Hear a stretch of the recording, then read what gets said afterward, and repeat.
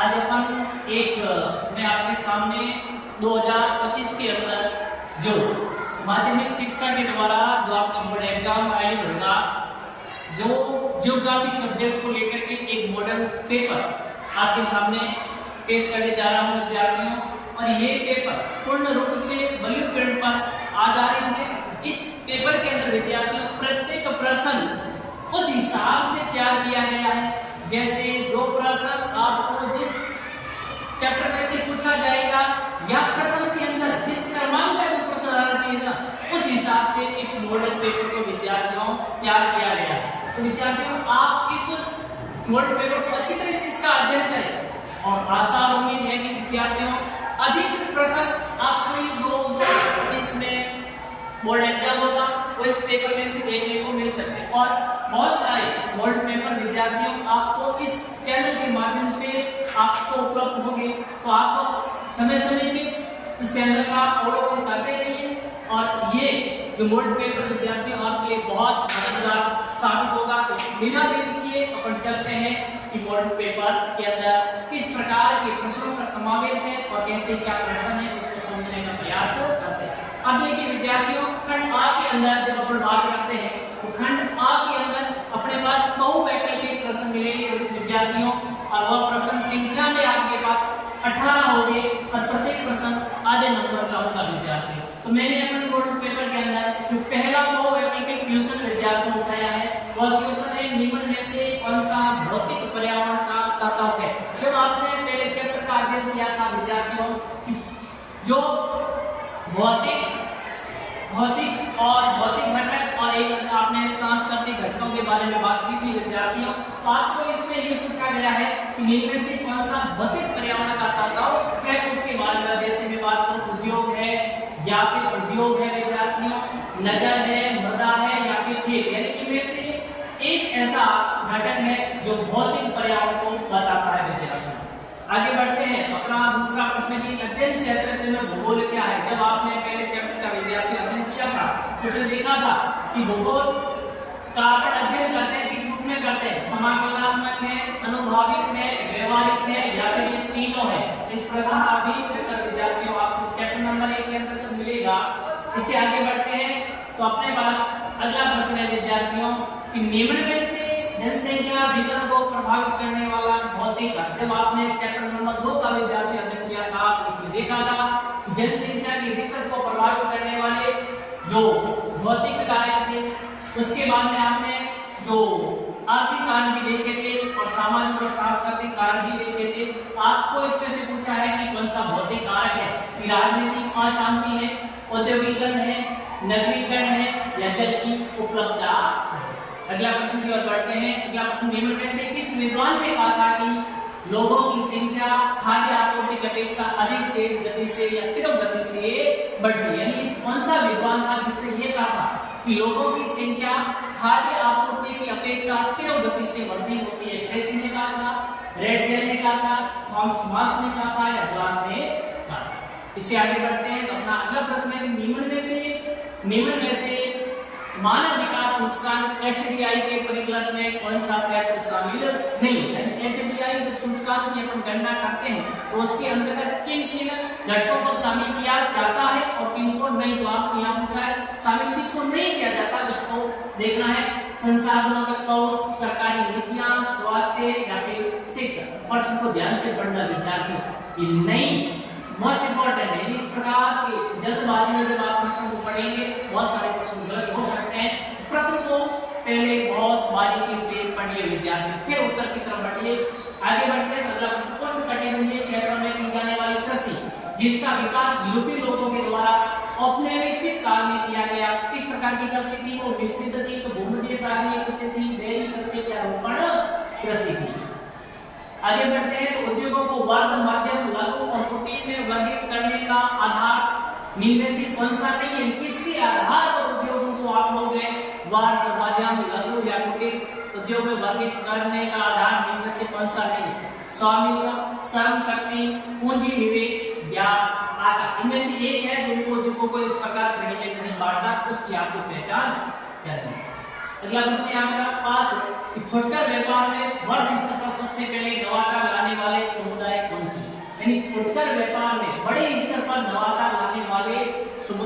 से थी, उपभोक्ता सहकारी या फिर विभागीय भंडार था या श्रृंखला भंडार था या इंटरनेट व्यापार था।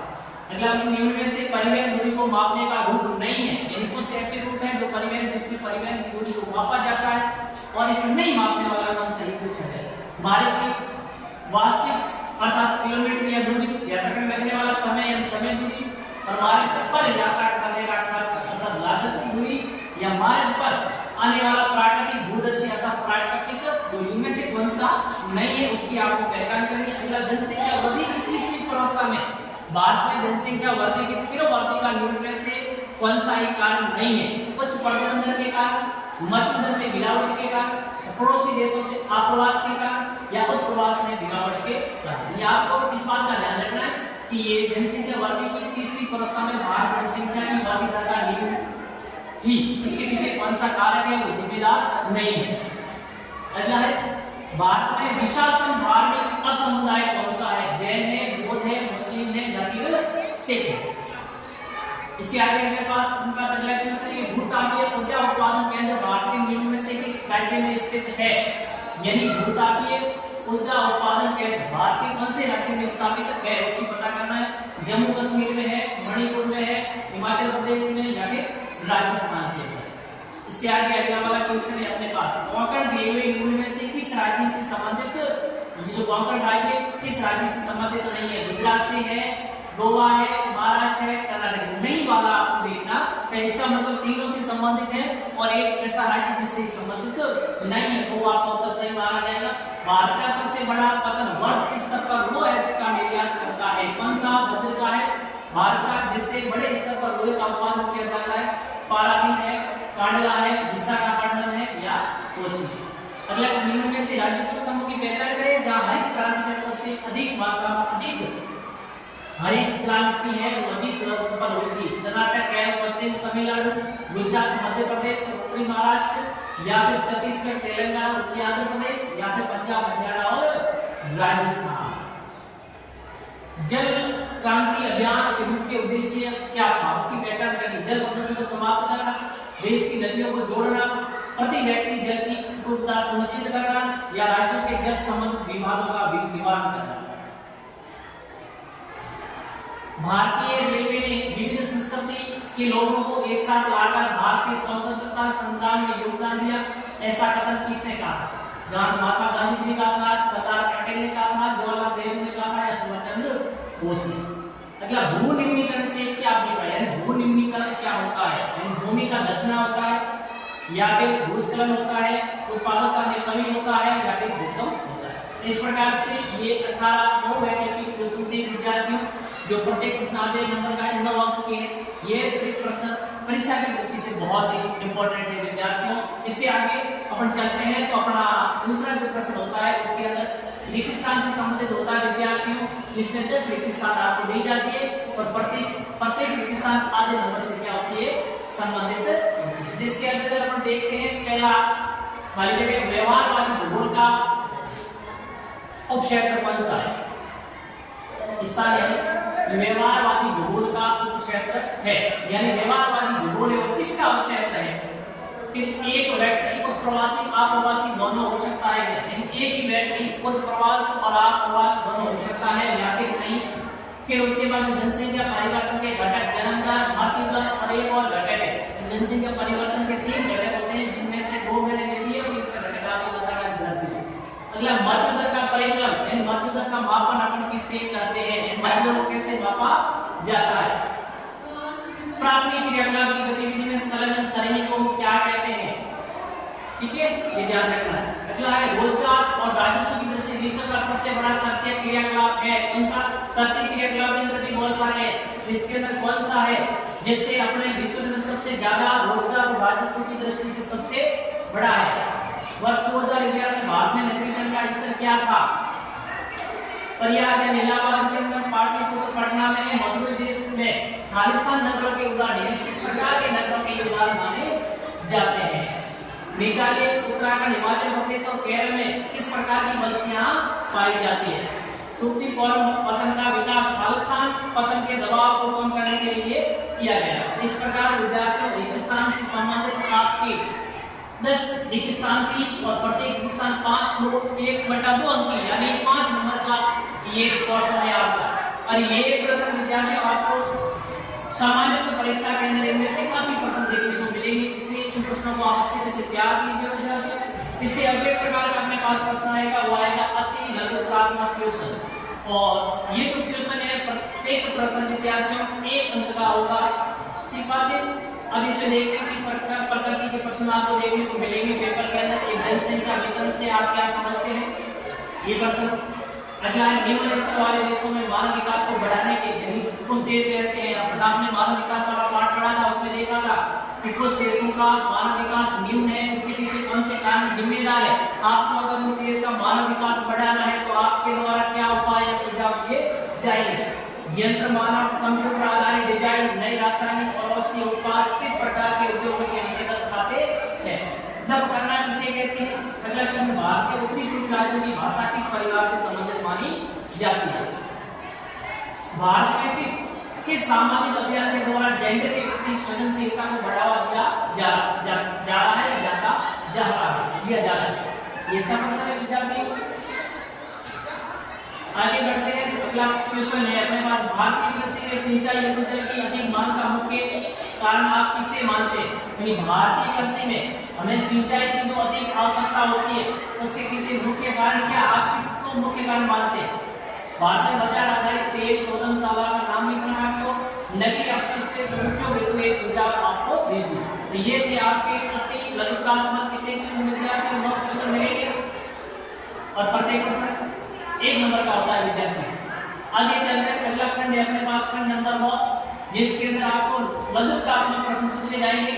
जिसके अंदर पहला प्रश्न आपको ये पूछा जाएगा कि प्रकृति के मानवीकरण की अवधारणा की कोई 3 विशेषता। जब प्रकृति का मानवीकरण या मानव का प्रकृतिकरण, ये तो संभववाद से संबंधित है, वो होती है पर्यावरण विषयवाद से। इसलिए क्या क्या विशेषता, ये प्रश्न आपको प्रत्येक प्रश्न 1.5 नंबर का होगा। तो यहाँ पे 3 विशेषता पूछी गई है, कोई 3 विशेषता आपको विद्यार्थियों।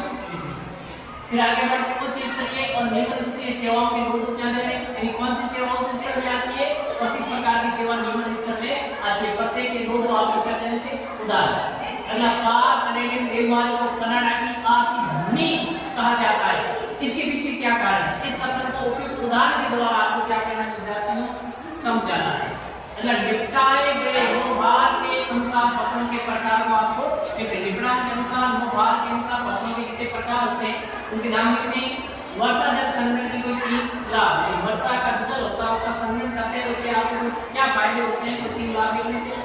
अगर निम्न नाभिक की ऊर्जा परियोजना है, इनको मिलाना था। ये कहेंगे कहाँ पे है, काकापाड़ा का है और तलगम का है, तमिलनाडु में है, कर्नाटक है, में उसको आपस में मिलाना था।